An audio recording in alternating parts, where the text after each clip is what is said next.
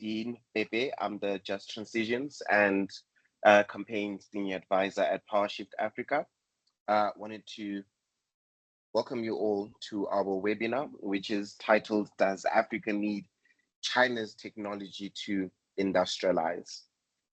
And this comes at a critical moment, essentially, right, where we are at a juncture where Africa needs to realize its potential and essentially leverage that potential that is grounded on transition minerals in order for us to create an economic and business package in order for us to holistically leapfrog towards a sustainable energy system that would not only meet the energy needs across the African continent, but essentially also provide the current developmental needs that the continent so much desires.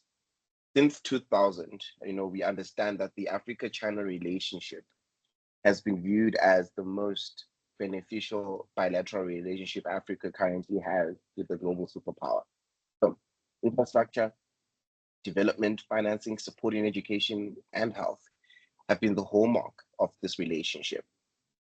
And in the last 3 years, the growth in demand for critical energy,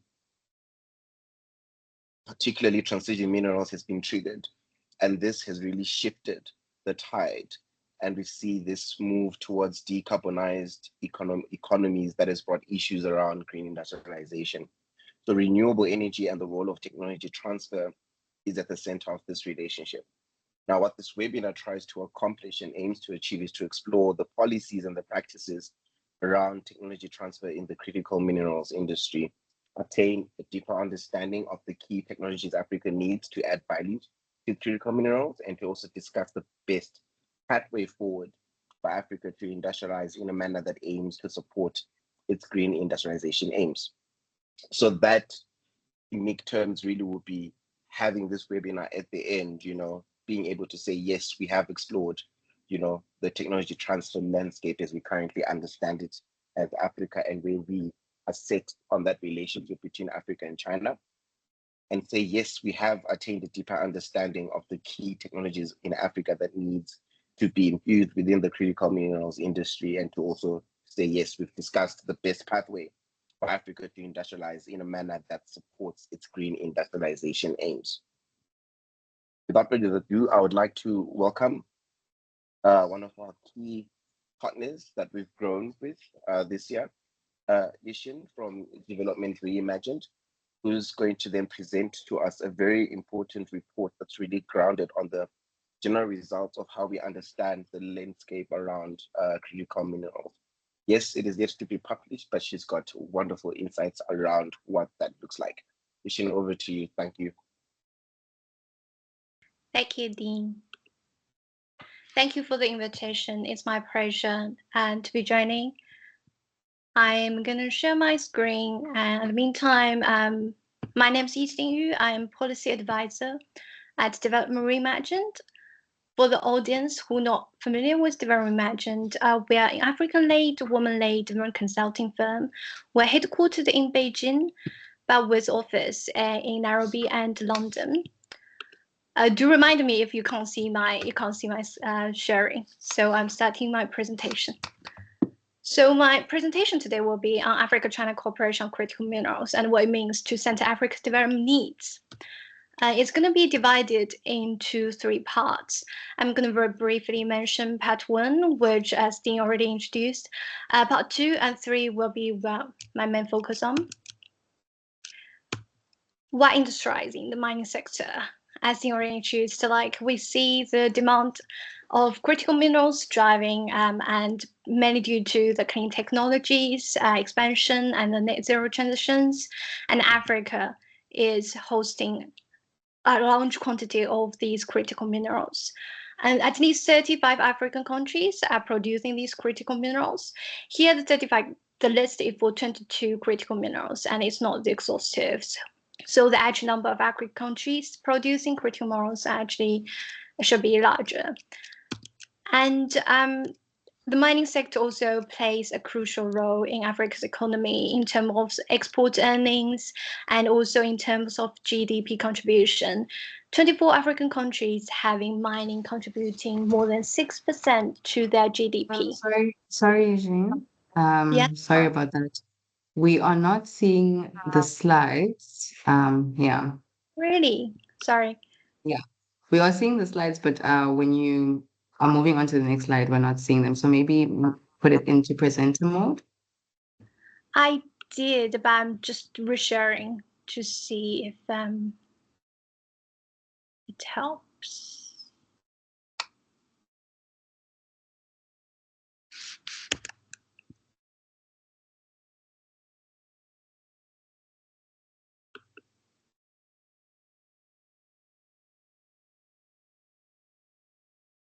Can you see the slides now?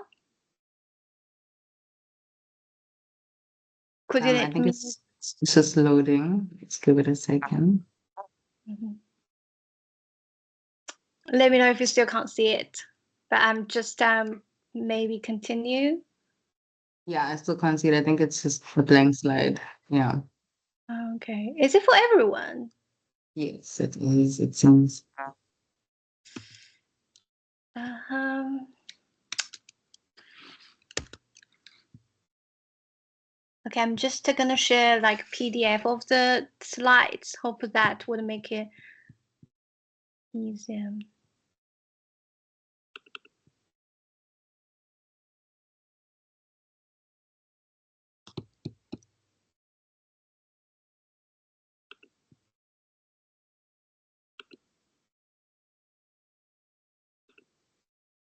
Sorry, I'm sharing. Just not frozen. It's a little bit slow. Can you see it? Yes, we can see it. Thank you. Okay, cool. Yeah, now I'm using PDF, so we've covered these.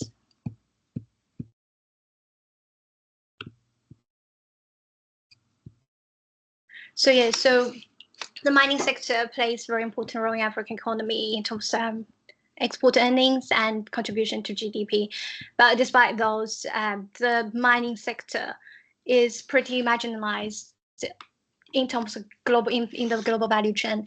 It remains concentrated on upstream activities. I'm using cobalt production as example. You could see that in 2023, DRC produces 70% of global cobalt, but it's not on the list of refining cobalt. China basically dominates the refining stages. That's the midstream and downstream stages.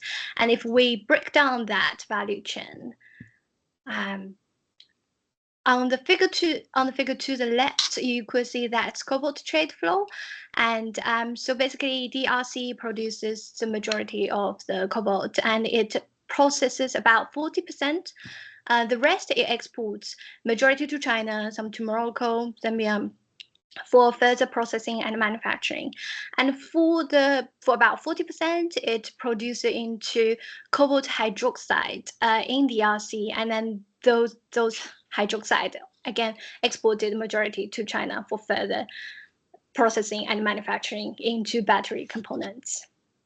And to the right, that's the value of these sections on the value chain. You could see that Australia, Netherlands, DRC, these are like the countries producing cobalt ore, but they capture really minimal values along the value chain. DRC captures a certain, I mean, the second line, you could see DRC captures a certain amount of value through processing, that's from cobalt ore to cobalt hydroxide. But later on, in the later stages of manufacturing of parts and users, DRC is not involved at all, and not other African countries either. And also would like to note that the value captured by DRC in this processing stage is mostly captured by foreign firms in DRC. And then here comes to my second part on China African Mining Corporation, which are specifically focused on investment and trade. To start with, I would like to set the record straight. So, which is, despite the media hype, we tend to overestimate China's influence in Africa's mining picture landscape. So, this study from 2018, they found that Chinese companies combined represent about 6.7% of Africa's mine production in 2018. That's less than half of one English company, Anglo American. And that figure is believed to be around 8% now. For Chinese companies combined. And by number of mines owned, you could see that China is ranked fifth. It's after US, Australia, Canada, and UK. But important to note that China expanding more rapidly. So in the past 5 years, since 2019, Chinese-owned mines in Africa has expanded by 21%. That figure for the UK is 11%, while US, Australia, and Canada saw the mines that they control in Africa contracted. And to look at some figures, so Chinese end-of-year FDI stock in the mining sector in Africa by end of 2022 was around 10 billion. If you look at that, so from 2013 to 2022 might seem like it's not increasing rapidly, but actually it's because at the meantime, when there are a lot of new investment, there are a lot of investment withdrawal. So that's why the total FDI stock doesn't seem to reflect the actual growth. But actually, there are actually a lot of new activities. And where does these FDI go? In terms of mineral distribution, we can see to the figure on the right that about 1/3 of the FDI went to copper, the copper sector, copper/cobalt maybe. And then followed by aluminum 20%, iron 15%, uranium, lithium, chromium.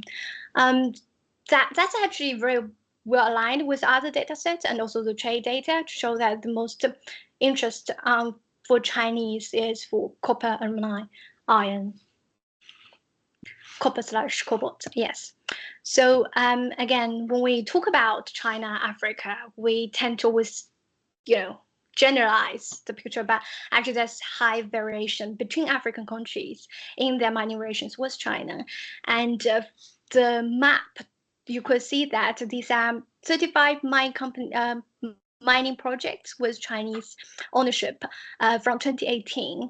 So it's not updated to reflect the recent developments in lithium and iron, but it still sheds some light. So South African countries and a little bit of West African countries basically really host most of the Chinese FDI in mining. And 3 countries, DRC, South Africa, and Zambia, are really just attracting most of those FDI.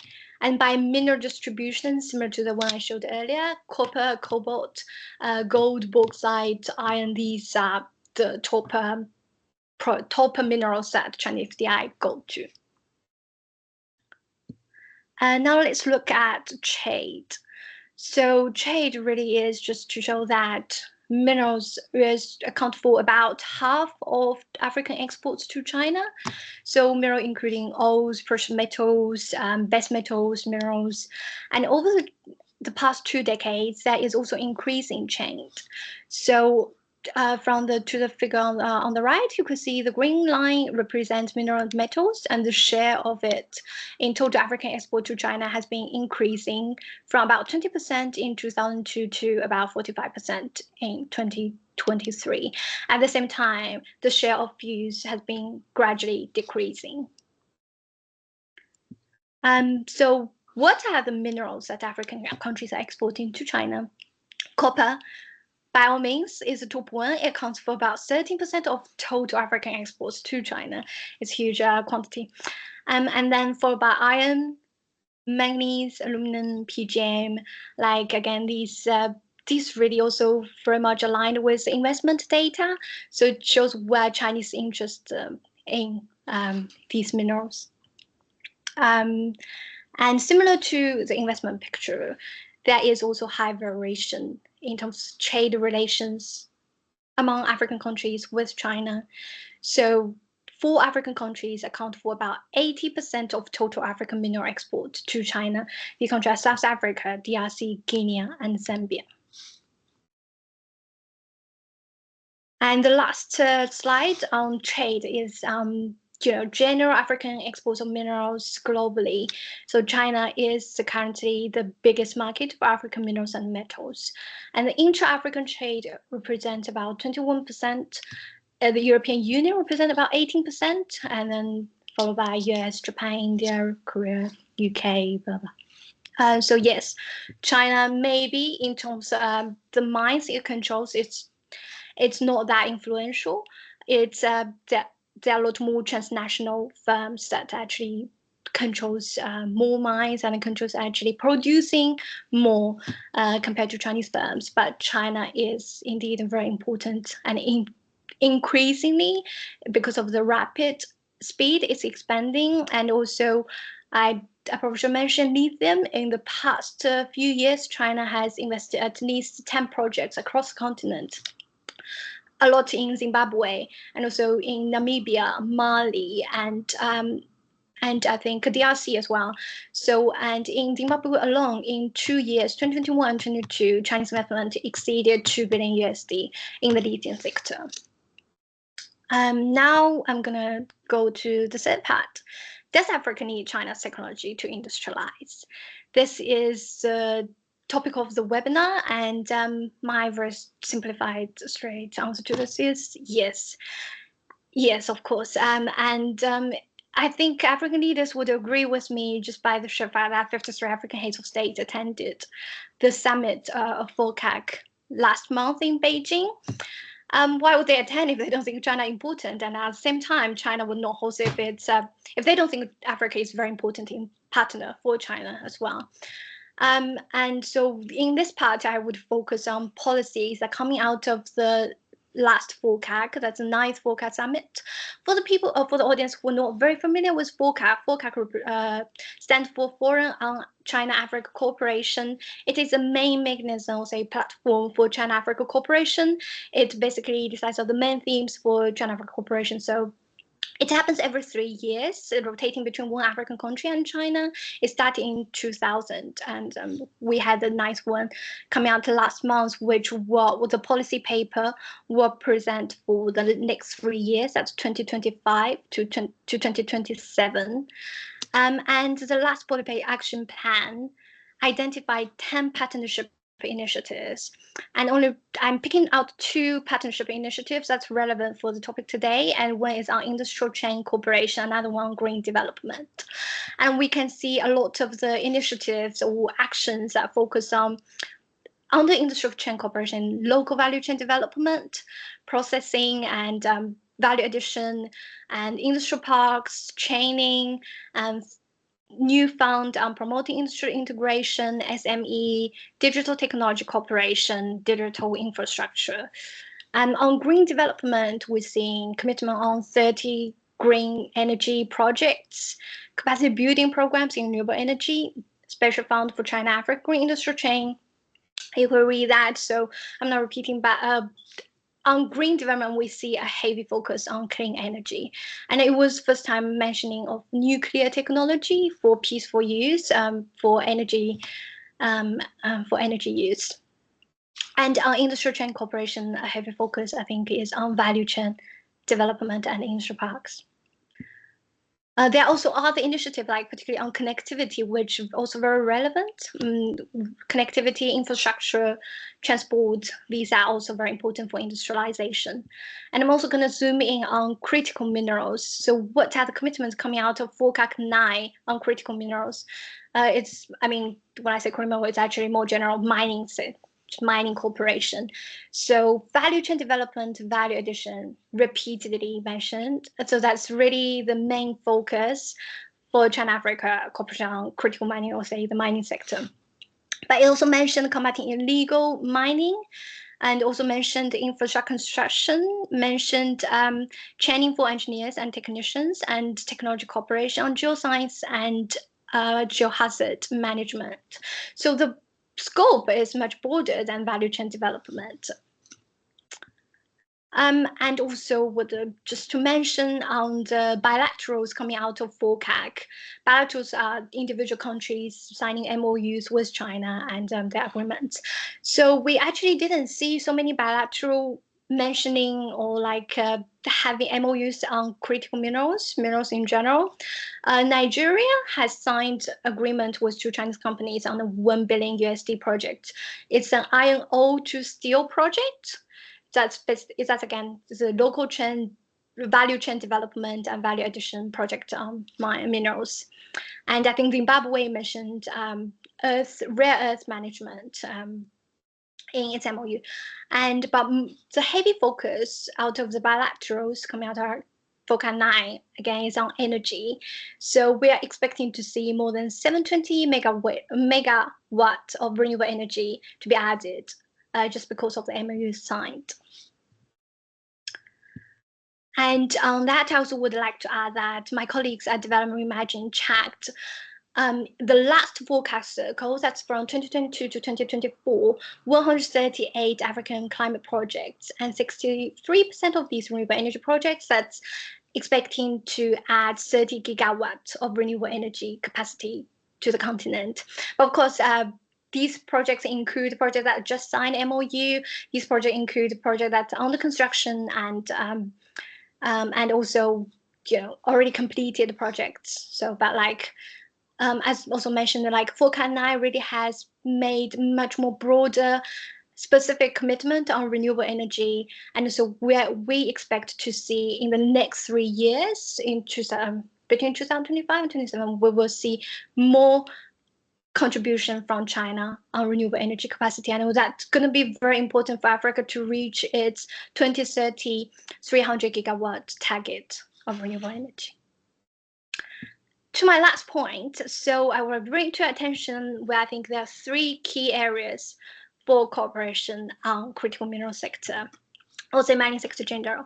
So one, build more infrastructure. Infrastructure really can't emphasize it enough. It's the most important. It's the foundation of industrialization, of value chain development.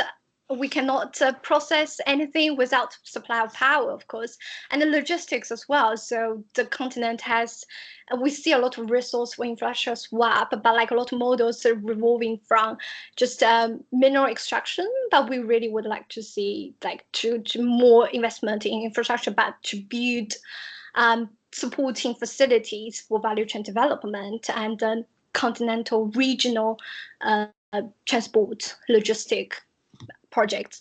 And my second point, more processing and manufacturing factories and zones in industry parks in Africa. I think this is very, very important to attract FDI in processing and manufacturing in the from upstream stages to the downstream stages of whole supply chain, to really add capacity to the industrial capacity to the supply chain. And my third point, more capacity building, human resource development, and technology cooperation. Again, I think that's very important. We would like really to see skill upgrading, technology upgrading in the mining sector. That I think there's huge space to work on that. And I think the Forecast 9 also made clear commitment on that.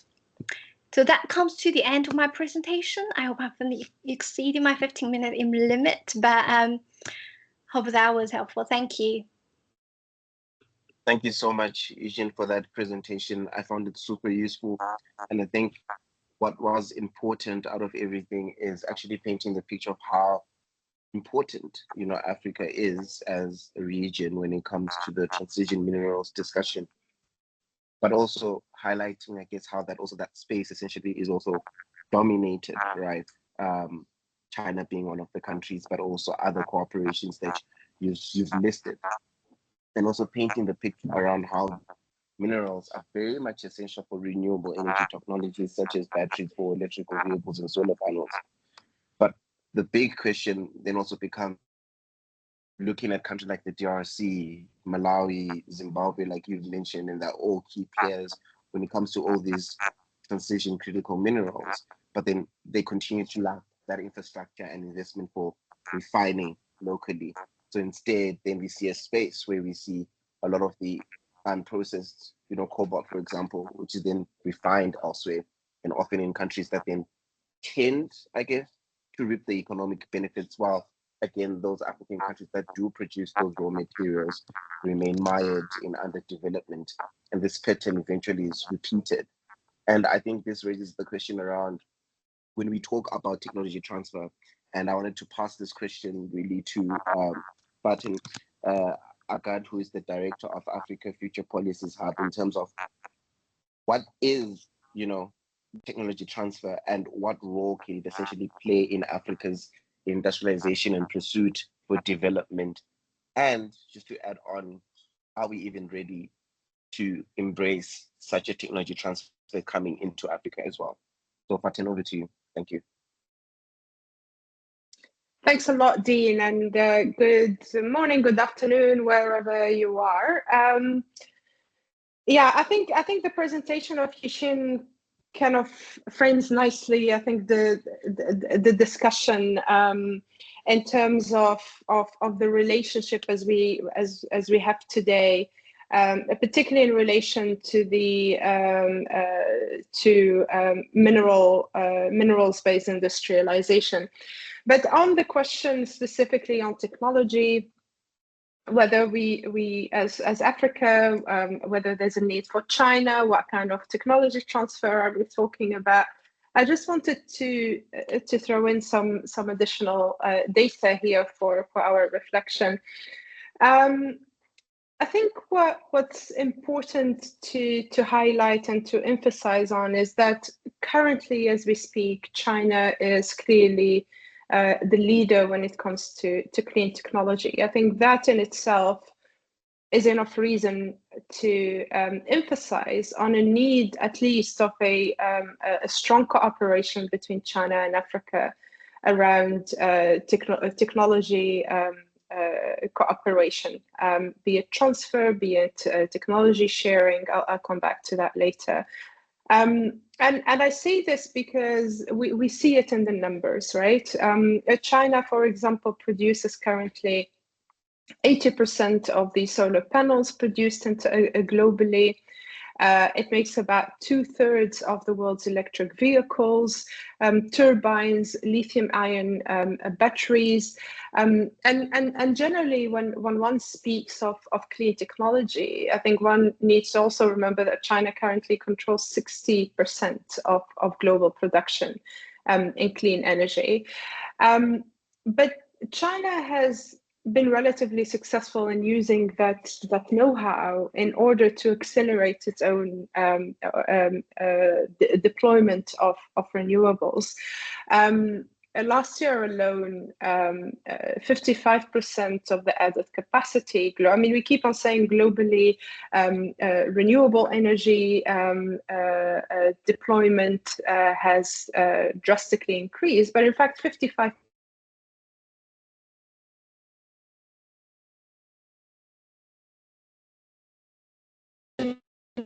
It also, sorry, I see my internet cut, but it's been able that technology to help it in its decarbonization. I think certainly for a continent like yeah, I'll turn the video off.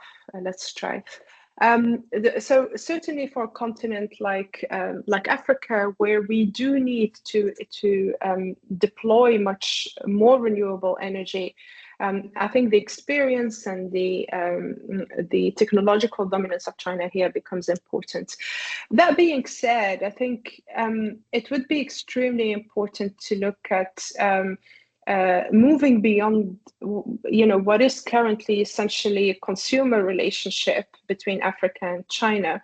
If I just take the statistics from last year from South Africa, which is one of Africa's biggest importers of solar panels, it quadrupled in the first half of 2023. It quadrupled its imports of solar panels from China. But the fact is that South Africa also has a couple of solar panel manufacturers, which one of them in particular does have quite a close relationship and working relationship with a Chinese solar manufacturer. And there the question is, beyond focusing on this kind of consumer relationship, can we try and localize much more of that manufacturing? It's obviously not something that will happen in a year or two. It needs quite conscious policy incentives provided also from the Chinese side to be able to, in 10 years potentially, to say we've moved beyond this kind of pure consumerist approach, and we're moving to, as many of our international partners like talking about, we move more towards a win-win relationship. As Yixin says, said, I think the before we speak of industrialization, we need our beneficiation of natural of critical minerals. We need to speak of the deployment of energy to be able to power that. And so, as kind of a parallel strategy, we need to also look at how we can, a part of that deployment of that renewable capacity, that we also create and stimulate the production of some of these technologies within the continent. Now, whether we speak of technology transfer, or which is in terms of trade rules, something that's rather delicate and needs to be fully negotiated, or whether we speak of technology sharing, which is kind of has a lower threshold, I think is important. I mean, be it in terms of deployment of or manufacturing of things such as solar panel, or specific clean technologies to be used in mining. I think there what's important to highlight is that from some of the discussions we had with the manufacturers themselves, it's not something that the transfer component, it's not something that is on their mind immediately. The technology sharing, and this capacity kind of engagement is important. The reason being that these technologies are fast, they change a lot. There's very high speed of innovation. I mean, certainly the technology from China, we keep on talking now a lot about lithium-ion batteries, but China is, for example, experimenting with how it can do it can produce batteries using manganese, and all of the sudden we're suddenly moving from strong focus on lithium to manganese being a more important resource, and a lot of it has to do with the technologies that are being developed. So the rapidly changing technology in itself means that an emphasis on technology transfer becomes less important than technology countries, and to kind of stay up to date. I think the last point that I just wanted to flag here is that China-Africa relations, when it comes to technology transfer, the beneficiation of natural resources, does operate in a broader geopolitical context. I think that we need to keep an eye on. As some of you might know, partially because of the Chinese dominance of the critical market and sector, because there are fears by some of the international partners that China controls, quote unquote, some of the mining activity in Africa around clean minerals. There are a number of policies that are being introduced targeting China, but indirectly African countries are kind of caught up in the middle. Be it the policies being developed currently they're actually enforced within the European Union, to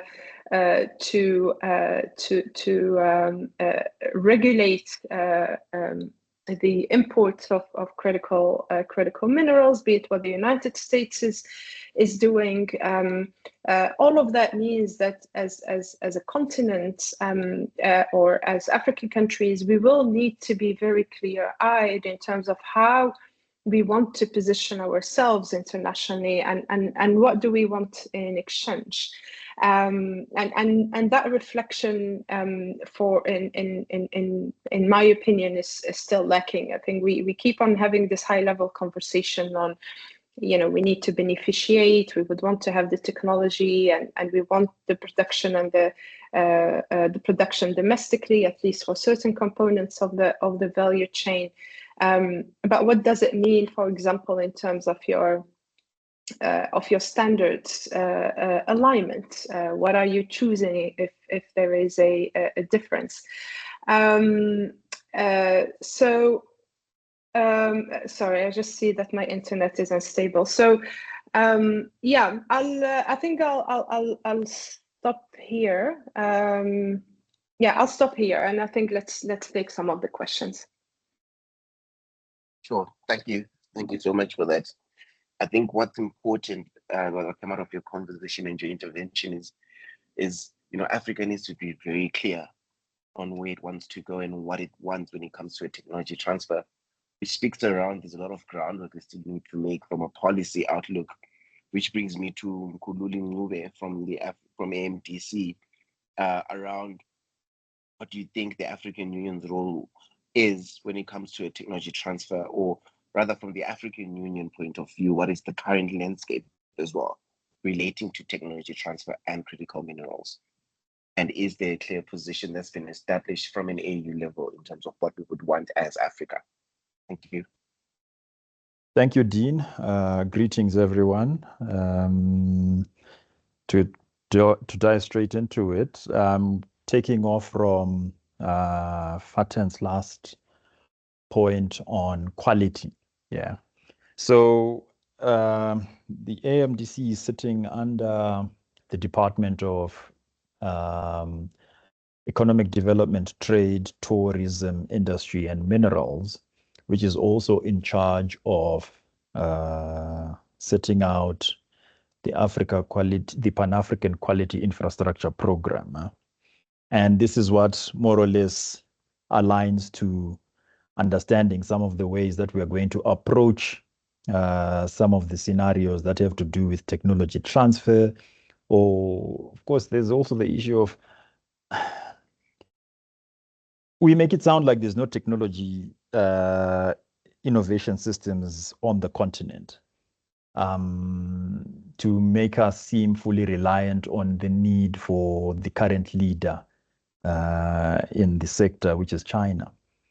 There is both capacity and, to an extent, a bit of infrastructure. As I learned a few months ago when I was within the SADC Industrialization Week, there was a session there on EVs.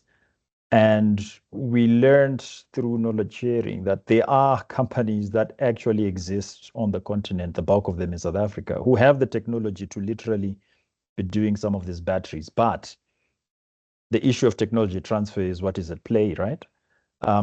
They can't deploy that until they are given the, what's the word? There's a licensing to it. There's a word that means licensing in terms of being able to do it. In the same way that, for instance, people did not know that the Mercedes-Benz C200 classes globally were at one point just made in South Africa, right? There are companies that are able to make lithium-ion batteries to global standards, right? But of course, they are being run by patent and technology holders that are not onshore. So there's that situation that exists on the continent. And of course, when we get to learn of that, we realize whether we like it or not, at times we are going to have to pull ourselves off the position of being laggards. If we depend on being held or handheld entirely, then we'll always be followers. There's going to have a need for deliberate investment in infrastructure, right? Soft and hard. And I'll come to the soft part soon after I say this. Both soft and hard infrastructure to ensure that we are lifting ourselves out of this. Fine, we have policies and we have policy frameworks that we are working on as the continent, thanks to the African Union Commission. For instance, when it comes to critical minerals, which we will not call critical, they're critical to who? They're not critical to Africa. I mean, we've been saying this since last year. A lot of people always mock us when we say it, but as time goes on, people are now realizing, yes, what do you mean critical? Because, but I'll come back to that. the hard and soft infrastructure of technology transfer when it comes to green minerals. We call them green minerals. When it comes to green minerals and green minerals value addition, whether it's upstream, midstream, especially the midstream part, right? The upstream, yes, fair and fine. You may have companies coming to set up factories here, but they will stick with their technology. And then what's the point? At the end of the day, we are just a manufacturing hub that is not working to what we need. So in terms of policies that will push technology transfer, the other thing that has to come with technology transfer is funds.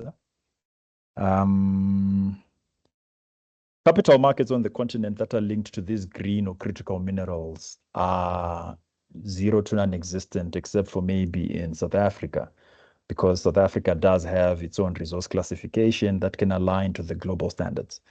Now, as Africa, we are fortunately, as AMDC, coming up with our own resource classification framework, and it's going to take a while for it to be tied to a unified stock exchange on the continent. That way, you're going to have players on the continent that have the capacity to speculate in coming up with junior resource companies that do the exploration towards ensuring that those green minerals are mined for African industries. So the whole value chain then has to start coming into play. And as such, when we say we are working on policies, the policy should not be how best to attract foreign technology. The policy should be how best to create infrastructure, hard and soft, for us to be able to create technology and eventually have technology partners coming in to venture with us rather than coming in to offer technology, or for us to beg for technology, or for us to buy the technology. It's a long-term thought process, but as for those who have been following the work that we are doing, it's been a long-term coming in terms of getting to where we are. The fact that we now have that resource reporting code, and it's coming at a time whereby these green minerals, we won't call them critical, these green minerals are needed. For those who follow the AMV was started at a time when copper, and it still is, when copper was being bought at any price. Well, now it's at a more or less regulated price. At any price, because China knew the need for copper it would have in both its construction and technology industries 20 years down the line. We have reached those 20 years down the line. And so green minerals are now a thing, but it had been foreseen by the AMV as early as the work that was done before the AMV was actually sought out. That was around 2002, 2003. So policies, yes, for technology transfer, we might cry for them all, and we might work towards it. It is accepted that we work with those that have the technology, but the issue is, let us work with technology that grows us, right? We are going to grow ourselves from the rut that we are in because we are laggards at the moment. But if we expect the world to owe us stuff, the world is not working in that mode. Like I'm saying, technology that can make batteries exists on the continent, but considering the information we've heard in terms of who actually owns it, and yet we are not doing anything with it when it is on the continent, shows you that even if there is technology transfer policies or whatnot, right, we have to bring ourselves out of this rut. And as such, those policies we're working on here, like I'm saying, when it comes to quality, the Pan-African Quality Infrastructure Program is being rolled out in alignment with the African Continental Free Trade Agreement, in alignment with the African Union commodity strategy, because remember, we're talking of green minerals here, but we still don't have the technology to actually process chocolate to a certain level, cocoa to a certain level of chocolate refinement, right, on the continent. And yet we have always had cocoa, right? So it shows you technology transfer may not necessarily be something that's going to come to us until it is brought out by us. So continental strategies are supposed to come up in a manner that ensures that we build ourselves and draw ourselves out of this rut. And fortunately, having the African Green Mineral Strategy as one of those as AMDC, we are happy to be aligning them with the rest of the continental policies to do the same. May have been up and down and here and there, but hopefully the message came through. Back to you, Dean. Thank you so much, Mkhululi. And if you could just indulge me just for the extra few minutes, I would like you to explain to the audience, and I think you'd very much appreciate in terms of the different terminologies being thrown around, right? Around green minerals, strategic minerals, transition minerals, critical minerals, you know, the list goes on. But essentially, I do know that, you know, AMTC does have a defined structure around what that is. For you guys, it's green minerals. But would you be able to unpack for the audience what being necessarily, or what, from your view, with AMTC in terms of the differences between the terminologies and what it and the implications? Thanks. Right. For those who did chemistry in O and A level, what you understand as transition minerals, or rather transition metals on the periodic table, are basically the reason why some of these metals are called transition minerals, right? If I'm not mistaken, I don't have my periodic table here, but bottom line, you understand that part. So for those who actually want to curveball other individuals at times, they then ask them, why do you think they're called transition minerals? Yes, we are very aware of the fact that, and we have a geoscientist amongst our midst who actually ensures that some of these terms are not just thrown around. So that's where the term transition minerals or transition metals comes from. Of course, it comes at the same time as, or rather in a serendipitous manner, whereby we're now supposed to transition from what do you call it? Fossil fuels into renewable energy. So people think that's why they're called transition metals. So I went deep down into the technical part. And then, of course, the high level story is they're transition minerals because they help us transition from oil and gas to renewables.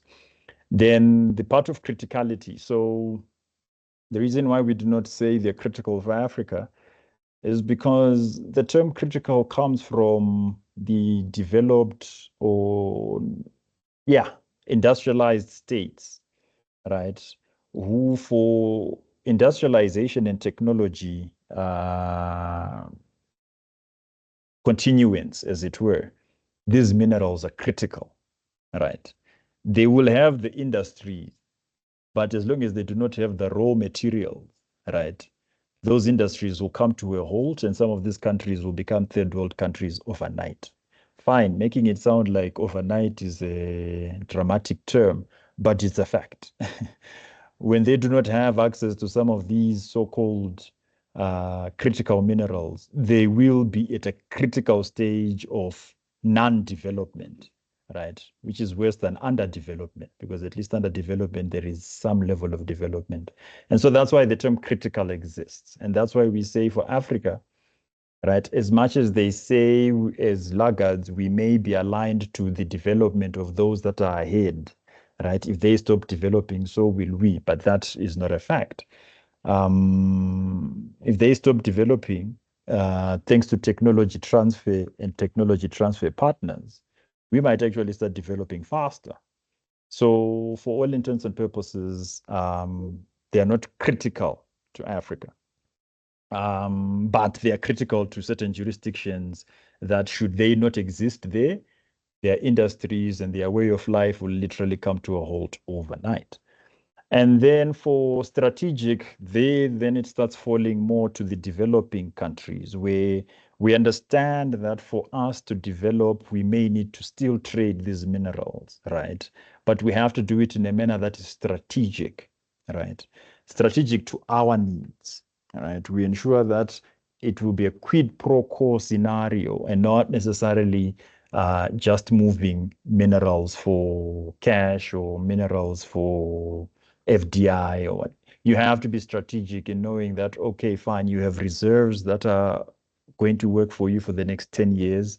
So for the 5 years, you do ensure that you build capacity to use the remaining 5-year reserves if your production capacity remains constant, to develop yourselves as a continent or as a country or as a region. Hence the term strategic.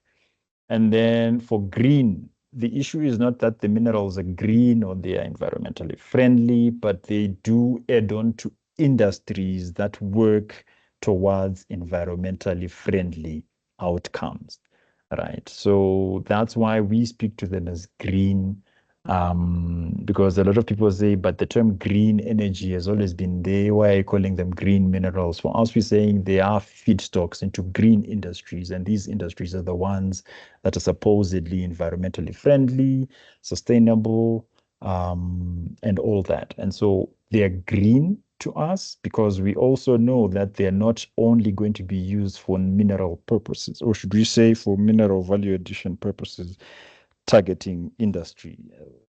We also include agricultural minerals that are part of the green minerals. When we say phosphates can eventually downstream be part of acids that work towards clean energy, we also think of the fact that phosphates are involved in agriculture, right? And so the greening of industries is not necessarily just for metal output processes. For Africa, it also includes the possibility of us being able to feed ourselves. So I think I have covered the term strategic, critical, green, and what was the other one? I think that's it. And transition. Yeah. So, yeah. Amazing. Thank you so much, Mkhululi, for that, and thank you for your interventions as well. I think it's quite critical to set the right framing and also the right policies in order for us to create the right environment to cultivate towards a tech transfer, tech sharing scenario for Africa that, meets our current and future developmental needs. And in that light, I wanted to turn to Claude Kapemba, who is the executive director at the Southern African Resources Watch, who's been working around this for some years now, and wanted to ask around what are those push factors, those enabling factors, besides just the technology transfer, you think could play a crucial role in fostering that relationship between Africa and China, but of course grounding it in the context of the relationship that the two are trying to develop when it comes to critical minerals. Over to you, Mr. Kapema.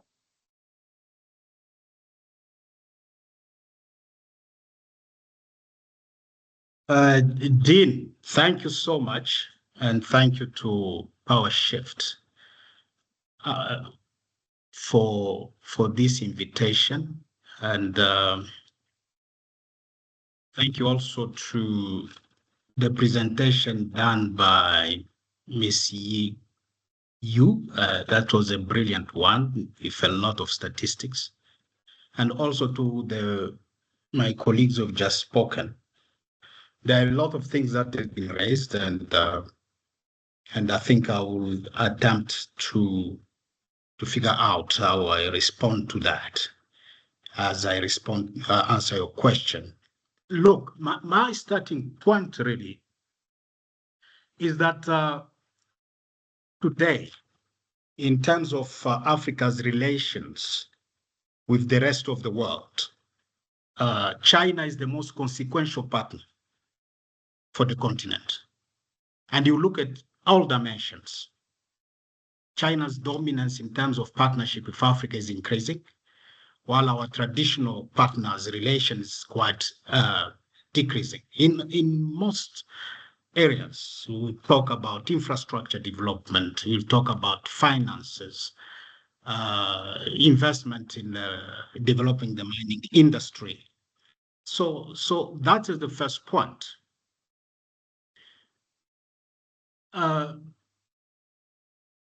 The second point I think I would like to make, I think that it's more of the question of today's discussion. Dean, I think at least we have, resolved that. could have been framed differently.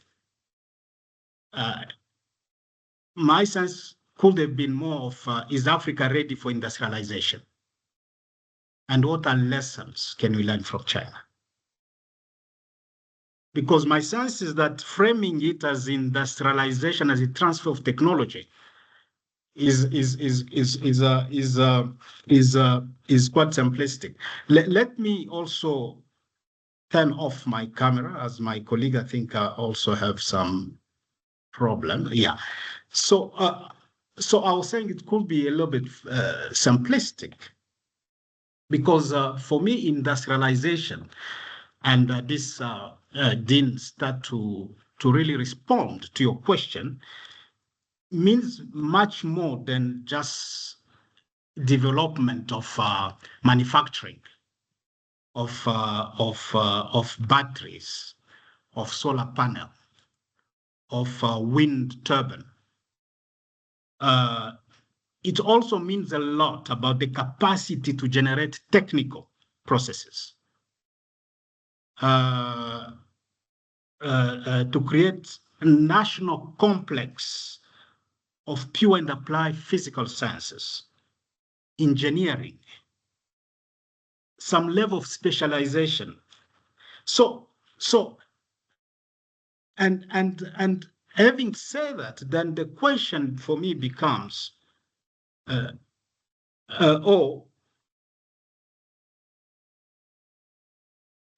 there's no doubt that technology and the resources, experience of China, could be a catalyst for that industrialization. But my sense really is that as we talk about critical minerals, as we talk about value addition on the continent, manufacturing these things, my sense is that technology transfer, for it to succeed, need to find a fertile soil in which it can be consumed and grow. Put differently, the industrialization does not happen in a vacuum. It also evolves with social structural changes. And that you can see if you track the history of China industrialization, you track the history of all the countries in the industrialization, you'll see that it evolved with country social transformation. So it will not happen in isolation for things. And that's why I think this relation with China, we need, and I want to tend to agree with Kululi, that there is a lot of national internal things we need to do. So it will not happen in isolation with the evolving of our culture, politics, economic dynamics, even the development of human capital.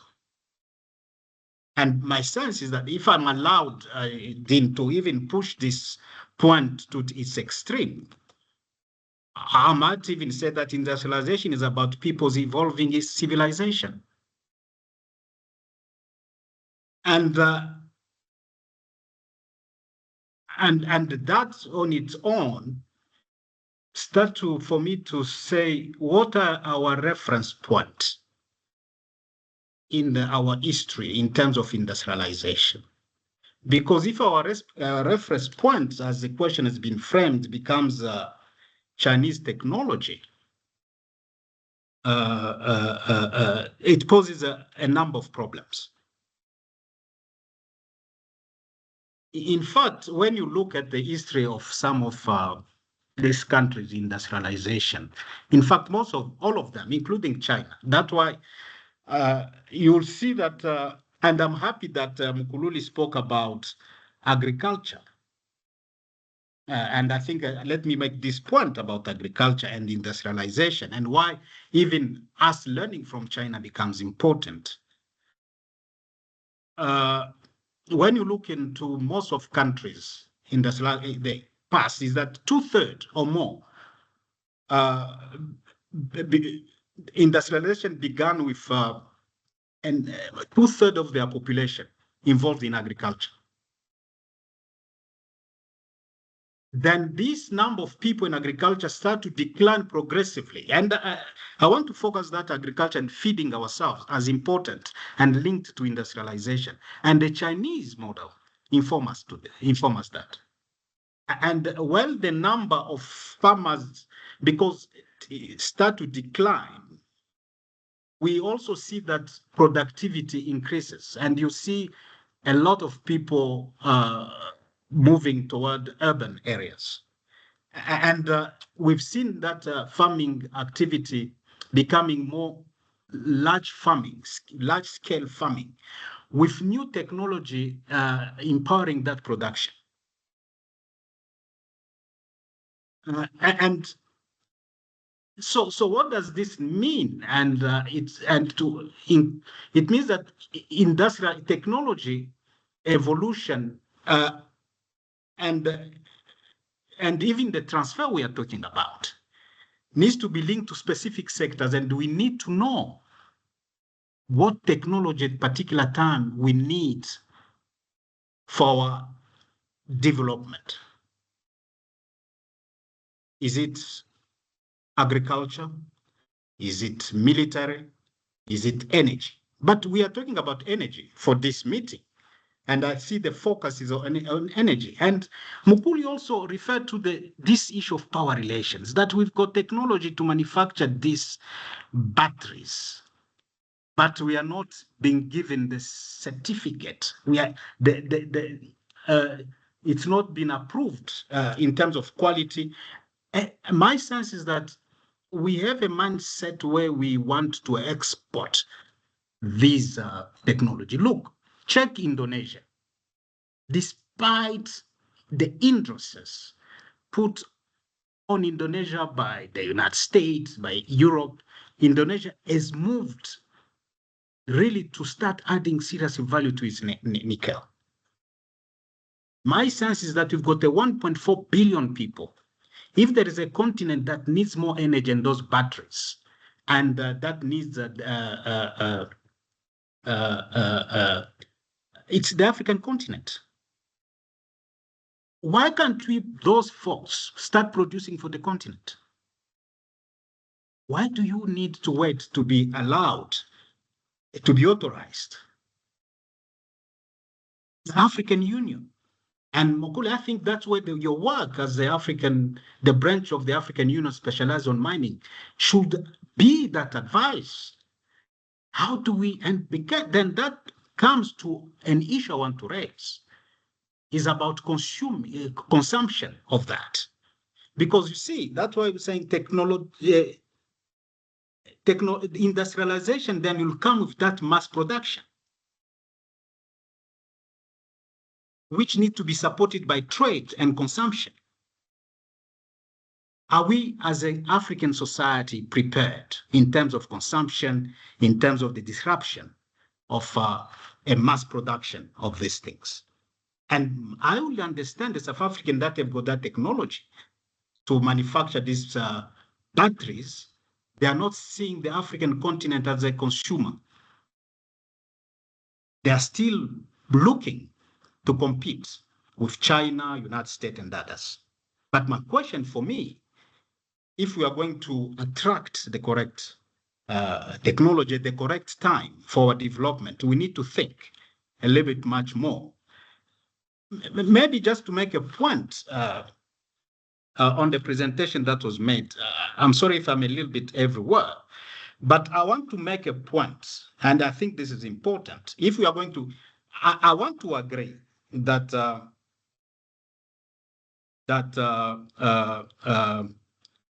energy transition does provide a great opportunity for Africa to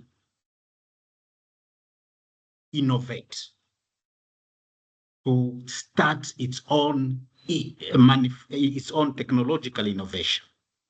Because you see, the energy transition comes with a new economy, and it's still very much open.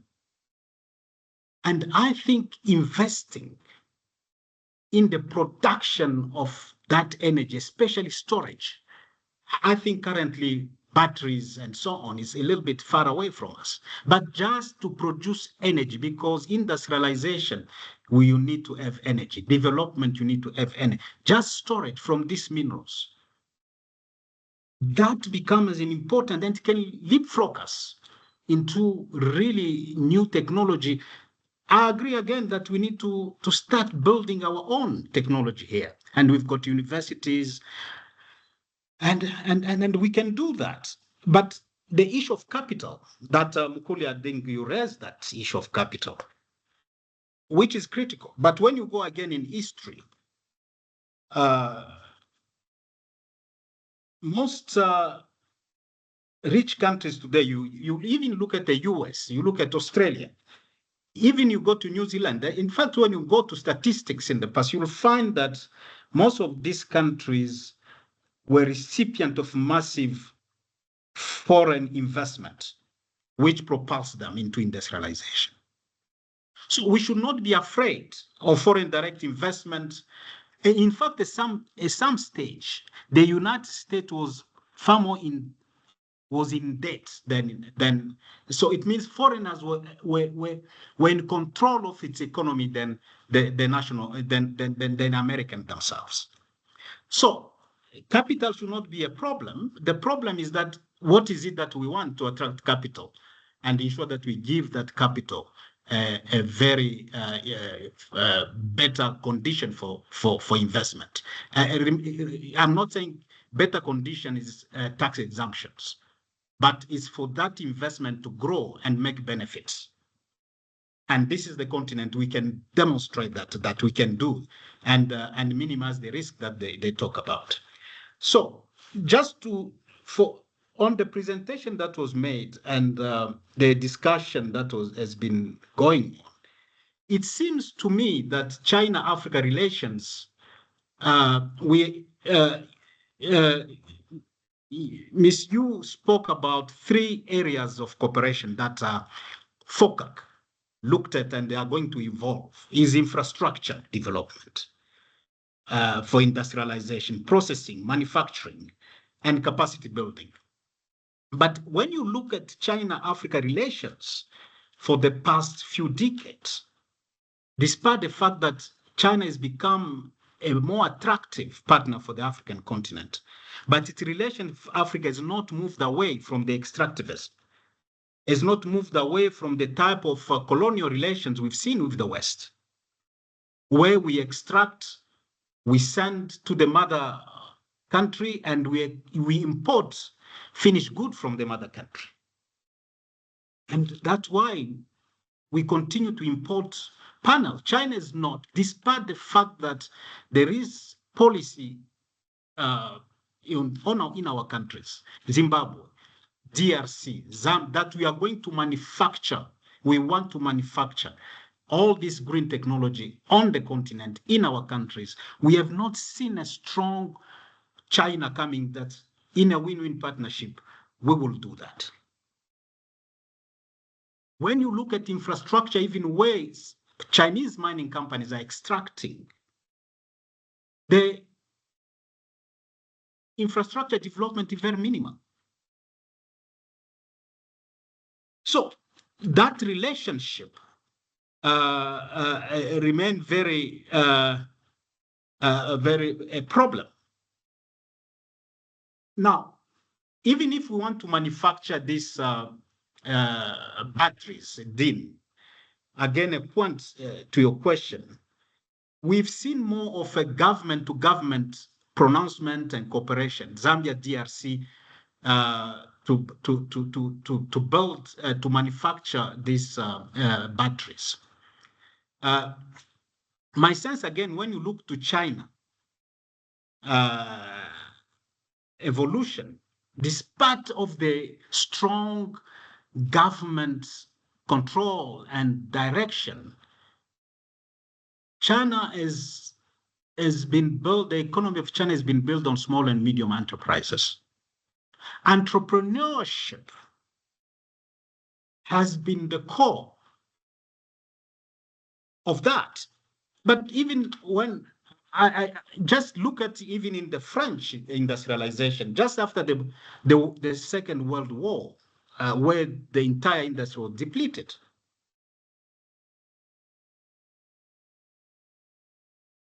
The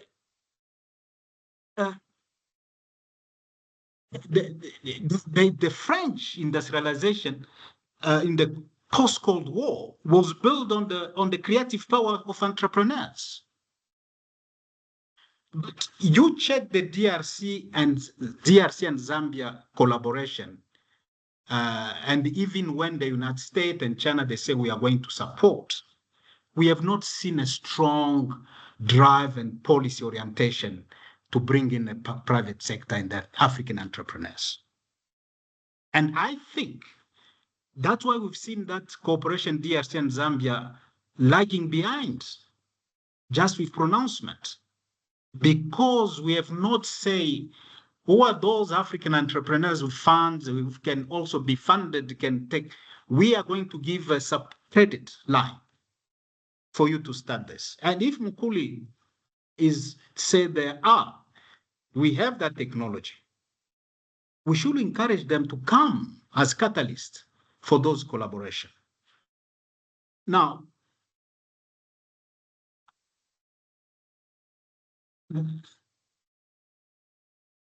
my sense is that there is one important point. I think the first respondent referred to, I think, is the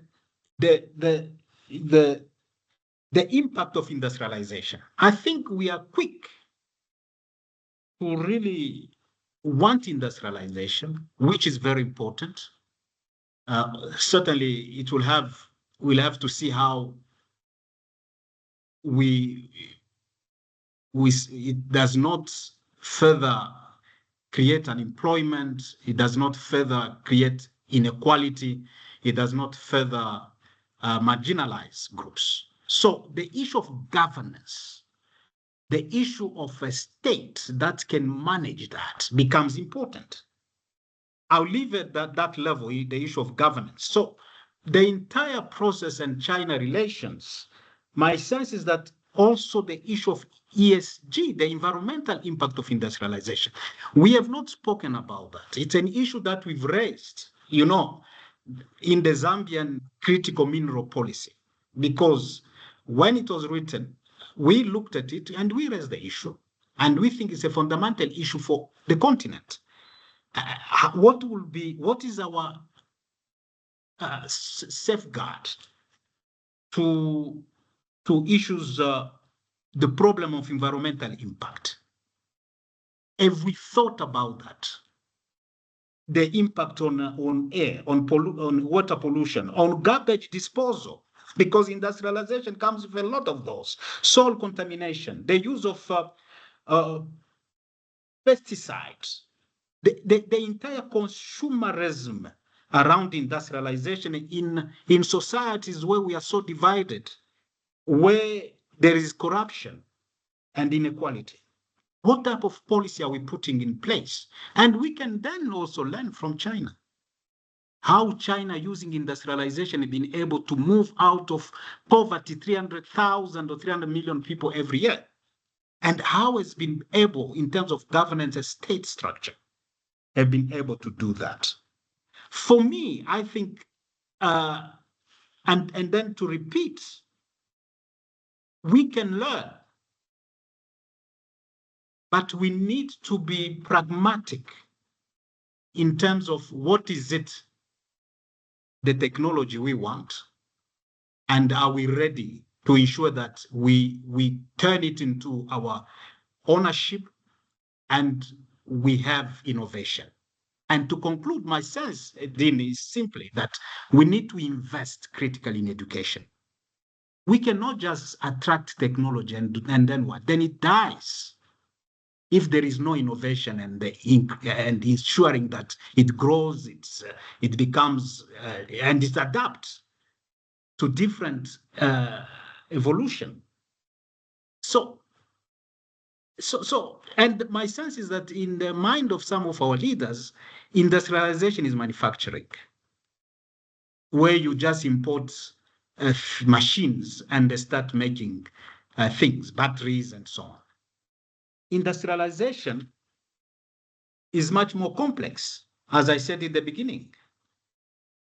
So for me, R&D becomes important, and China can, that's where we can help China. We can ask China to help us. How can we send our young people to China to learn?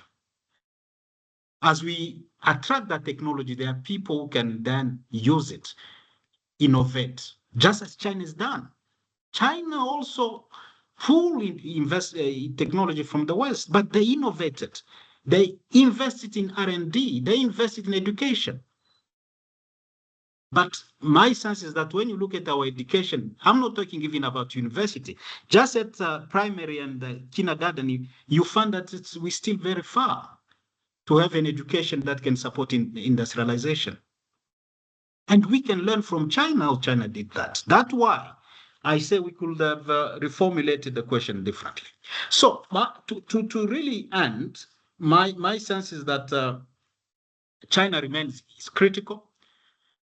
China's got fresh finances that we might need to invest in many of our sectors that will help us to ensure that as we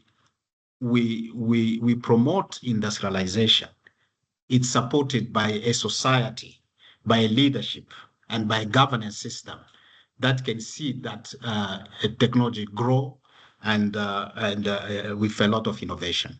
So I will stop there for now and come back later. Thank you so much, Claude Kapemba. I think you raised important issues. And for me, it was more like a traffic light system. What is a green? What is an amber? What is a warning sign? The red stop sign. And essentially, I think what's important, like you said, is also preparing the young minds in Africa to be ready, for such a transformative policy that would help Africa realize its need to develop. But there's also like this meta trajectory that we need to be very mindful of as we engage with Africa-China relations. But also, I think what is important is the issue around the extractive nature that is our present reality as Africa, and looking at this bilateral in a manner where we say Africa cannot reproduce this very same extractive economic model that once again destroyed our ecosystems. As you mentioned, environmental questions are very important, and it creating a ripple effect, because we did mention, that it does affect other aspects like agriculture. So food becomes such a big question, and such an extractive or repetitive economic model will increase us further into a loop of energy insecurity and poverty and socioeconomic exclusion. So again, Africa may continue to be locked at the bottom of the global food chain, and we need to find our way out, being very mindful about what we mean as development. And I think that's very important. And I wanted to come back to the first speaker. If I guess in the spirit of progression and seeing the gaps that currently exist, I mean, while we obviously understand the magnitude of the work that's before us as Cloud articulated, I mean, we need to strategically think around how Africa can align its renewable energy potential with Asia's economic and strategic interests. So do you believe opportunities such as the Belt and Road Initiative provide a good ground for us to begin this work in terms of the long-term goals of what this Belt and Road Initiative represents? And can we use that as an opportunity to showcase how such investments can contribute to enhancing Africa's green industrialization in a way that is sustainable and advances economic growth? Thank you, Dean. So I'll be brief. I think BI is actually, it's less mentioned in recent years. You could maybe have noticed, and it doesn't mean it has died out, but we could see a shift of from a very just infrastructure, totally infrastructure kind of mode to more broader, to include like China's now policies include GDI, Global Development Initiative, GSI, and these would be including a more on like livelihood and small and beautiful projects. So what do I think? I think BII or other, even just a FOCAC policy action plans, they important in a way that in terms of financing, Africa needs investment in a lot of sectors, infrastructure, education, even manufacturing, but like there is a financing gap. And China, of course, not the only partner, but it is important partner. Like FOCAC 9 committed 50 billion USD of financing to implement the 10 partnership initiatives. And then these financing will go into different sectors, infrastructure, industries, very livelihood, basic livelihood, and also education, training, etc. So I think, yes, how suffice are these? It's very hard to predict, but I think also in the past experience, we've seen some of the infrastructure projects with a lot of controversials, of course, like SDG, the SDR, the Mombasa railway. Addis Ababa, Djibouti railway as well. Like there are a lot of controversials of like they're not making profits, but infrastructure development like these do take long time to make returns. Like sometimes most of them actually don't even make returns. But like these very basic infrastructure projects are very important in the whole picture of industrialization, in providing the supporting facilities of like transport, logistics, and industrial park, a lot of investment across the country in industrial parks, some with Chinese financing, some Chinese industrial park we're also seeing across the continent. They are good hubs of attracting investment and providing incentives for investment in the sectors. So very broadly, generally, I would say yes. I do think it's these financing and these investment. I mean, technology transfer. It's hard to say. Just like what we're seeing in DRC, that with a lot of investment, but like in processing, like the value is still very much captured just by foreign firms, not just Chinese firms, but like Swiss firms. Again, like it's also, but we're also seeing shift generally. Like, sorry, I think I am taking on, but like DRC renegotiating terms and also the Simandu, we're also seeing renegotiating of the terms of the mines, and these would think across the continent, and the new critical mineral strategy coming out of Zambia also has put more screening of the project. But seeing these shifts on the continent, we do think that it's raising standard, raising threshold, and then it will filter out some of the bad players, and it would facilitate maybe more technology sharing, to be Boeing patterns terminology, sharing transfer. Like it's very hard to predict, but yes, I hope that answers the question. Thank you. Thank you so much. Yeah, definitely. And it triggered one last question that I'm going to ask Fatin, so that we can use the last 5 minutes for any one or two burning questions around. Fatin, we've seen, as mentioned, FOCAC, and it's been a platform to discuss and encourage such investments. This has been implemented here and there across Africa. Now, for example, there is a training center in China, in Africa, called the China, Kenya solid state lighting technology transfer center that assembles solar lighting systems in Nairobi, which helped, right? Because the country now rely quite less on importing goods to deliver energy access.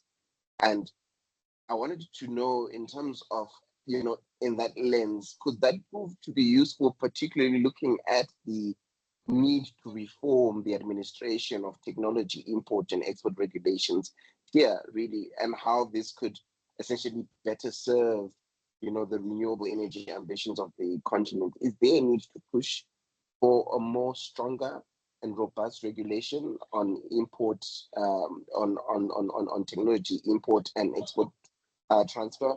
And how does this really fit into the idea of how the continent can facilitate the influx of advanced renewable energy technologies, and also at the same time encourage meaningful technology transfers or technology sharing?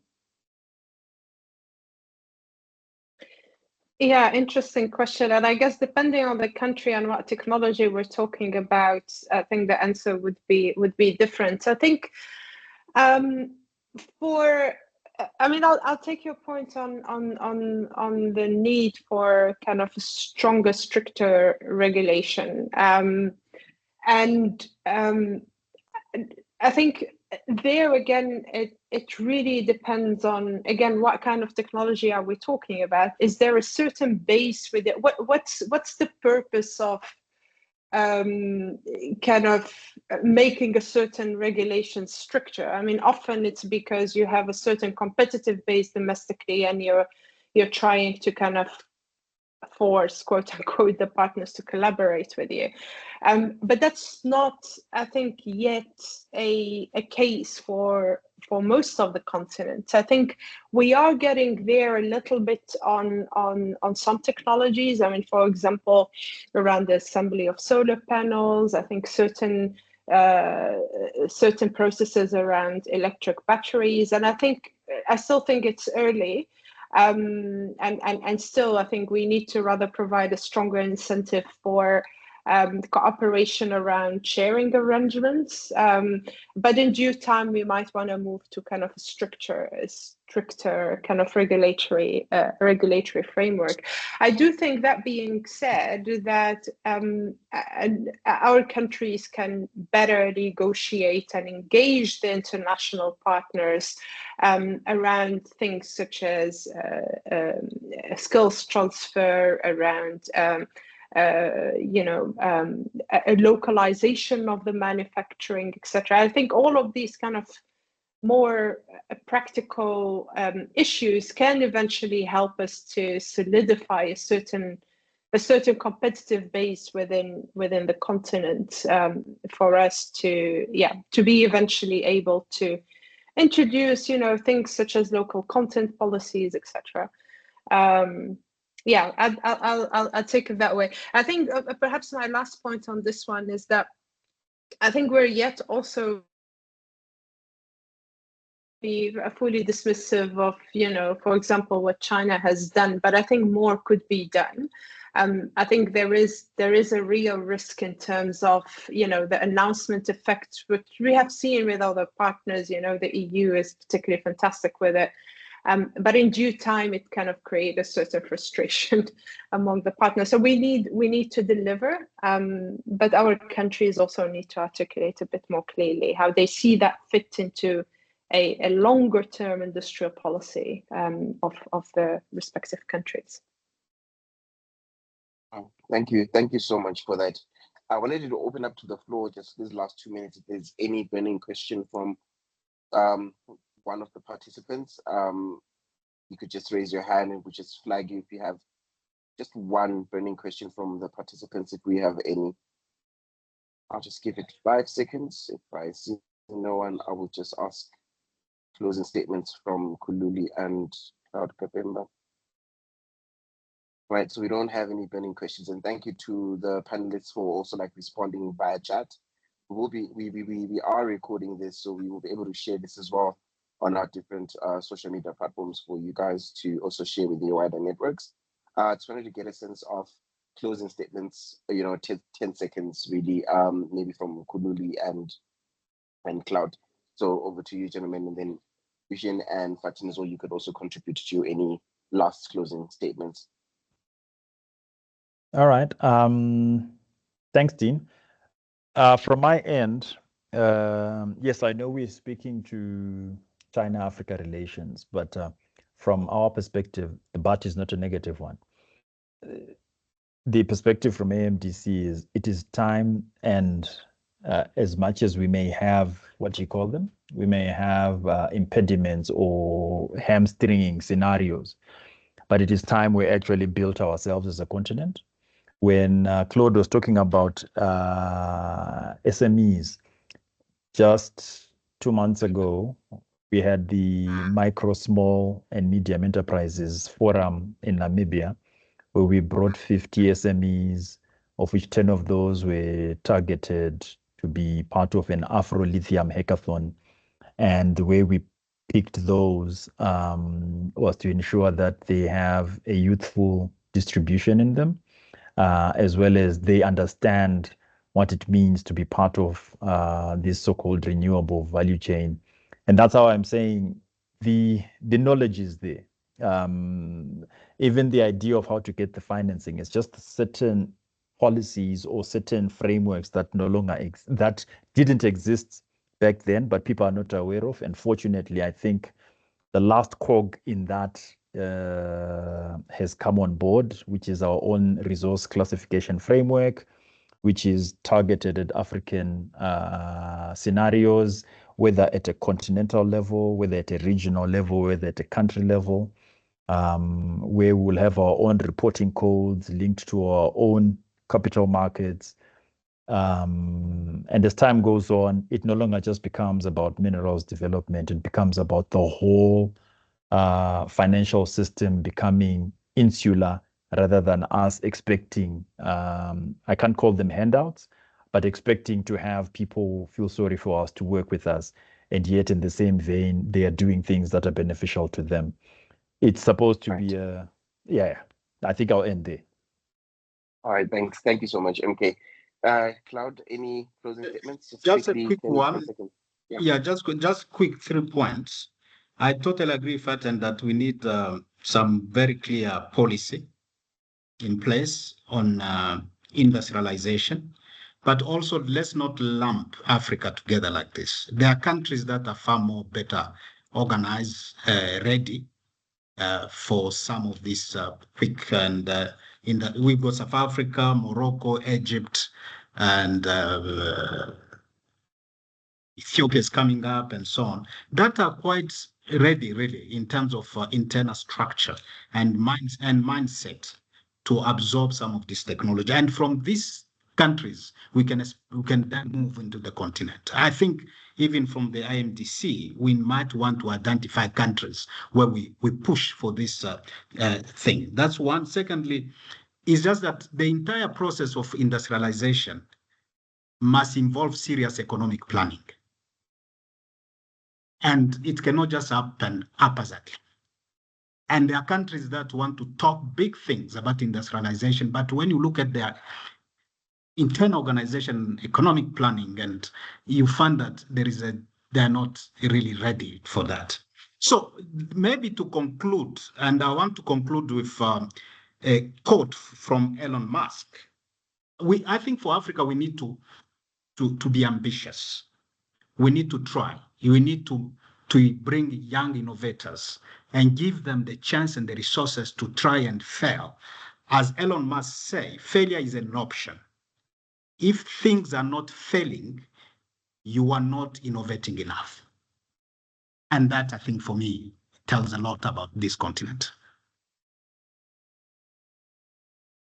Thank you. Thank you so much. Thank you so much, Mr. Kapemba. On that note, thank you so much to our panelists. You've been absolutely amazing. Thank you for the informative interventions, and thank you to all the participants who took the time out to join us. Please be on the lookout for our policy brief that will be launching in a few weeks that really touches on some of these items that have been listed. Again, thank you very much, and I see your hand, but I think that was a mistake, hopefully.